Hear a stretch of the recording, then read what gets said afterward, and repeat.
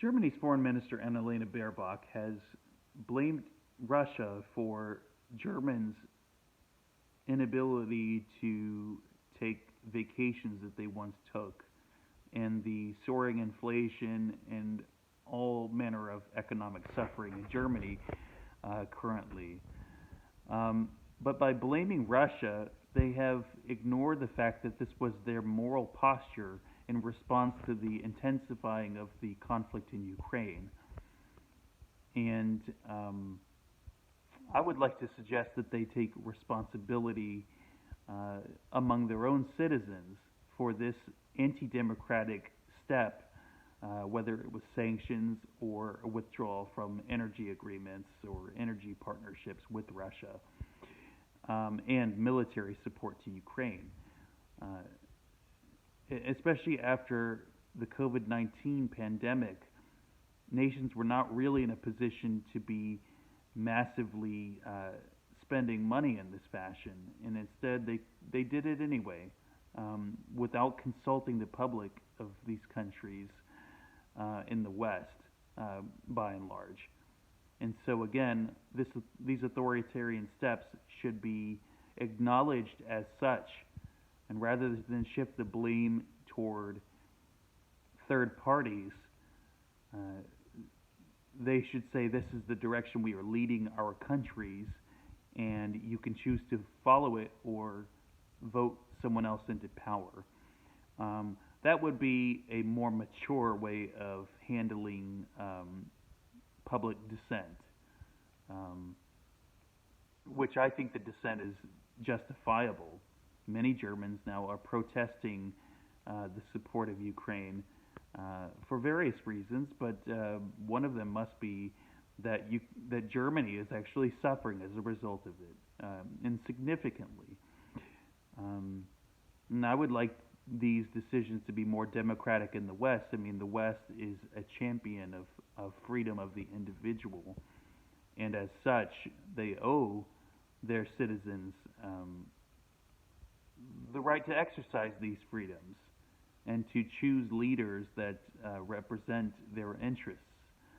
And in these parliamentary, well, rarely actually not just the parliamentary systems, but even here in America, the majoritarian political system where winner takes all. Well, even with coalition-based systems in Western Europe, you're really voting in parties, and those parties can, in theory, take political decisions that a person may not agree with, and so there will always be someone left out in the democratic system, and most systems will do this anyway. I mean, being responsible to the will of every citizen is not practical. But with such widespread protests erupting in the West, you would think that these rather elitist governments would be more responsive to the demands of their citizens. And that does not appear to be the case. And yeah, I would just say something has to be done about this soaring inflation in so many countries, including my own in America. And we're not in a position financially where we can afford to be sanctioning Russia, which is one of the larger economies of the world. And clearly, this is not crippling Russia militarily or economically. And so one would be wise to rescind these sanctions, except that there is some kind of symbolic nature to them, which persists even despite their ineffectiveness. And yeah, I think yeah, I just would end this video by saying that we have to be, our leaders need to be more practical and less. I don't like using this phrase, but I think it's appropriate here. Virtue signaling. I think that they want to seem righteous to someone else that they respect, whoever that might be, and but they're failing their domestic constituents, and it shows.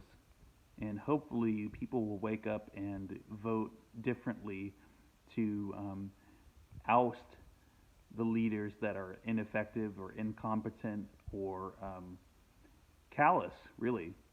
And meanwhile, all of this support for Ukraine, financially and or economically and militarily, is going to a country with serious allegations of severe corruption and really, even apart from that, there's many anti-democratic steps being taken by the government in Kiev, and it's just prolonging the war and not likely to change its outcome. And I see that the more our countries support Ukraine, the more Ukrainians die. And I think that if we really cared about the lives of Ukrainians, we would change our strategy and encourage negotiations or some kind of permanent ceasefire to the hostilities, even if it would benefit Russia. And but we're so bent on making enemies of Russia that we were willing to sacrifice the poor Ukrainians who maybe, I don't even know if they go home in caskets. I mean, they're in such dire straits in Ukraine. I don't know how they bury their dead, but there are many, many graves now. And while I would not say that we shot these people, we basically sent them to their deaths by encouraging anything besides negotiations.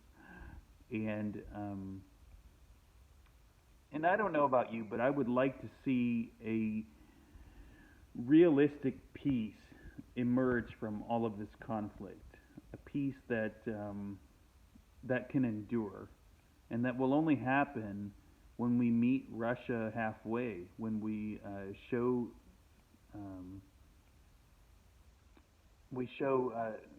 a willingness to compromise and to negotiate in fairness and with honesty, sincerity,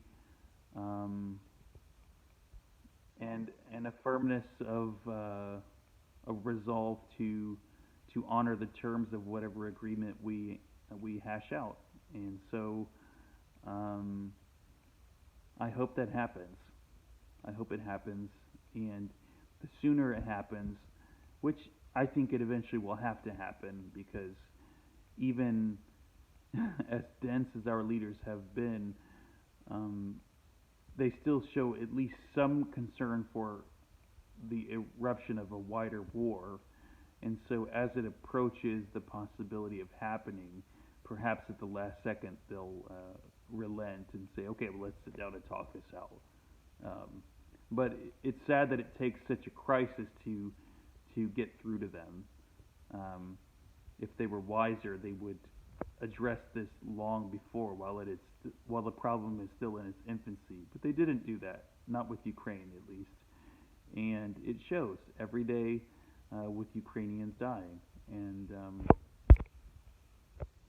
I just it's time for new leadership, and hopefully whoever wins the next election and whichever government comes to power in my country and in various countries in the West in the next couple of years, we can still have some chance to turn these things around, because it will help us here at home, help Ukraine, and help Russia, and help the world heal from this disaster. Thanks for tuning in.